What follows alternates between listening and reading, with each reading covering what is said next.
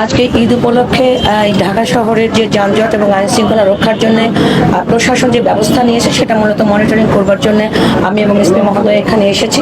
তো আপনারা নিজেরাও দেখতে পাচ্ছেন যে কোথাও কিন্তু যে আমরা চিরাচরিত ঈদ যাত্রা উপলক্ষে যে মানে ব্যাপক যানজট থাকে এবং আইন শৃঙ্খলার অবনতি আমরা দেখি, ছিনতাই হয়, চুরি হয়, গরু চুরি হয়, কিন্তু কোথাও কিন্তু এই ধরনের কোনো অসন্তোষ বা বিশৃঙ্খলা এবছর নেই। সেটা অবশ্যই আমাদের জন্য একটা আনন্দের বিষয়। আর এবছরের ঈদ যাত্রায় যে মাননীয় প্রধানমন্ত্রী নতুন জেলা প্রশাসক দিয়েছে ঢাকায়, এসপি মহোদয়কে দিয়েছে ঢাকায়, তো নিশ্চয়ই আমাদের উপর অত্যন্ত বিশ্বাস এবং আস্থা রেখেই তিনি আমাদেরকে প্রদান করেছেন। আমরা মাননীয় প্রধানমন্ত্রী সেই আস্থা পূরণে যত প্রয়োজন যেভাবেই হোক না কেন মানে সর্বোচ্চ শক্তি দিয়ে আমরা মাঠে থাকবো ইনশাআল্লাহ।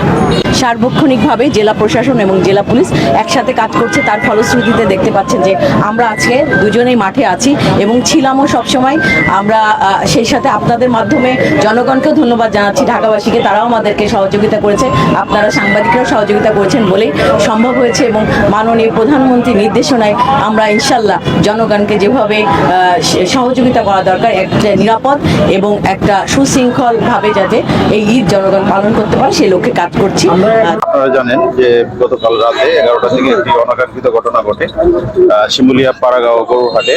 শুকনা জায়গায় গরু বাঁধাকে কেন্দ্র করে দুই গরু ব্যাপারীদের মধ্যে হাতাহাতি এবং মারামারির ঘটনা ঘটে। এতে শহীদুল্লাহ কাউসার নামে এক ব্যক্তি সে আহত হয়। পরবর্তীতে তাকে ধামরাই উপজেলা স্বাস্থ্য কমপ্লেক্সে ভর্তি করা হয়। ভর্তির সাথে সাথে কর্তব্যরত ডাক্তার তাকে মৃত ঘোষণা করে।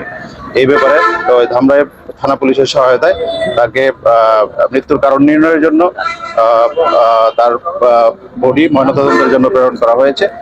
আর উক্ত বিষয়ে আইনগত ব্যবস্থা প্রক্রিয়াধীন আছে। ভিক্টিমের পরিবারের অভিযোগের প্রেক্ষিতে আমাদের থানায় মামলা রুজু হবে এবং আইনগত ব্যবস্থা নেওয়া হবে।